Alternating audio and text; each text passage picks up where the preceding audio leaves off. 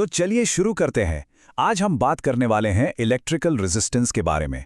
अब ये कोई बोरिंग किताबी टॉपिक नहीं है, बल्कि एक ऐसी फंडामेंटल शक्ति है जो हमारे स्मार्टफोन से लेकर बड़े बड़े पावर ग्रिड तक हमारी हर मॉडर्न टेक्नोलॉजी को चलाती है।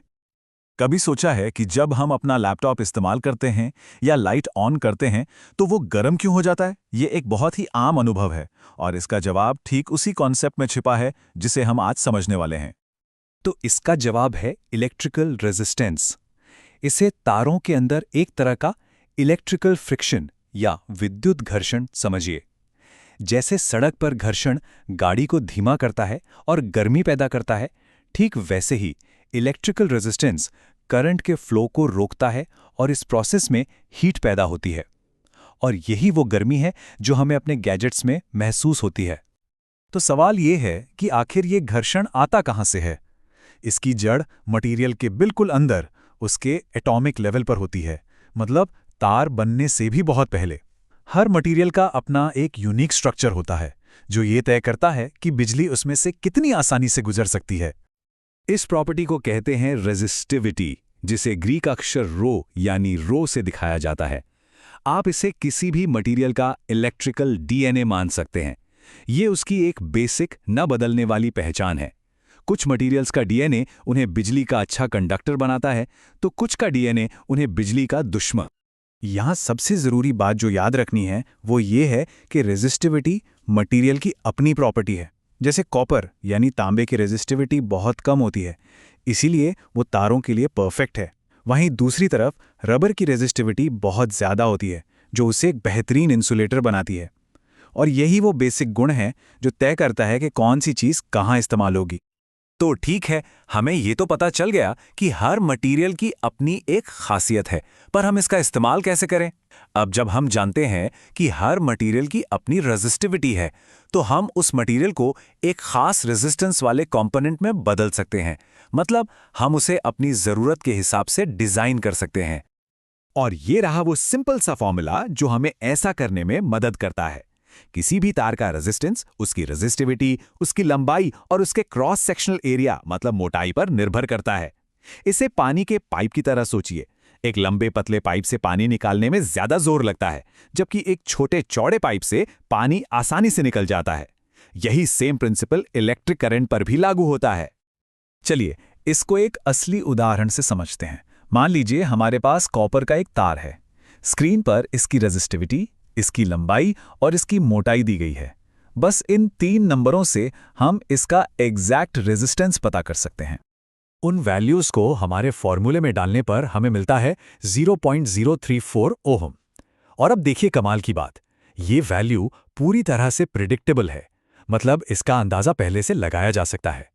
ये शायद एक छोटी सी संख्या लगे, लेकिन जब बात सेंसिटिव इलेक्ट्रॉनिक्स को डिजाइन करने की आती है तो इस तरह की सटीकता ही सब कुछ है। अब जब हम एक सिंगल रेजिस्टर बनाना जानते हैं तो असली मजा तो इनको एक साथ जोड़ने में है।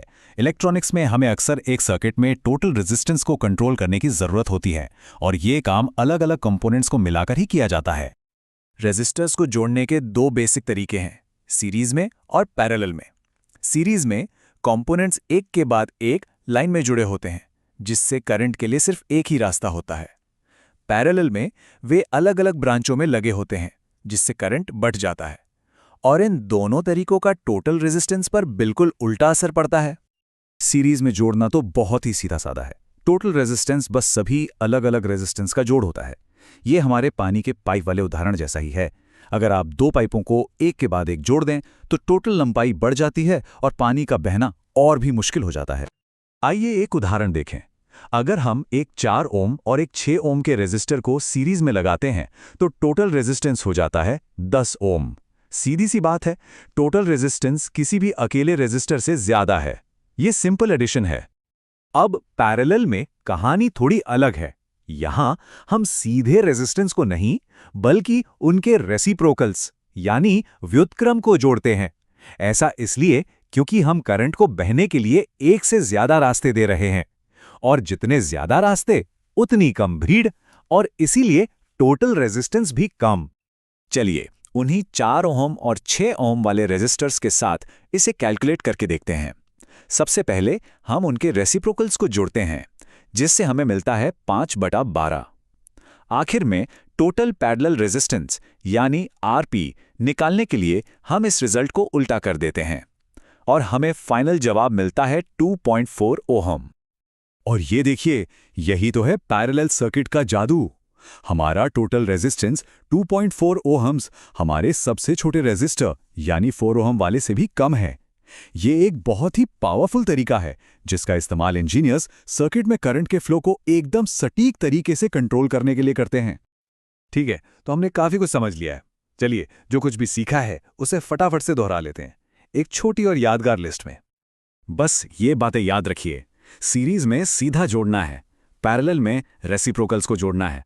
तार जितना लंबा रेजिस्टेंस उतना ज्यादा, तार जितना मोटा रेजिस्टेंस उतना कम। और हाँ, धातुओं के लिए जैसे जैसे वो गर्म होती हैं उनका रेजिस्टेंस भी बढ़ जाता है। ये कुछ बेसिक नियम हैं जो इन कॉन्सेप्ट्स को समझने और इस्तेमाल करने में मदद करेंगे। तो हम अपनी बात को यहीं खत्म करते हैं एक सवाल के साथ। अगर रेजिस्टेंस असल में एक तरह का घर्षण है, एक रुकावट है, तो फिर इस रुकावट को कंट्रोल करने की हमारी काबिलियत ने ही स्मार्टफोन से लेकर स्पेसक्राफ्ट तक हमारी सबसे एडवांस टेक्नोलॉजी को कैसे मुमकिन बनाया है। ये कंट्रोल की ही ताकत है जो पूरी मॉडर्न टेक्नोलॉजी की नींव में है।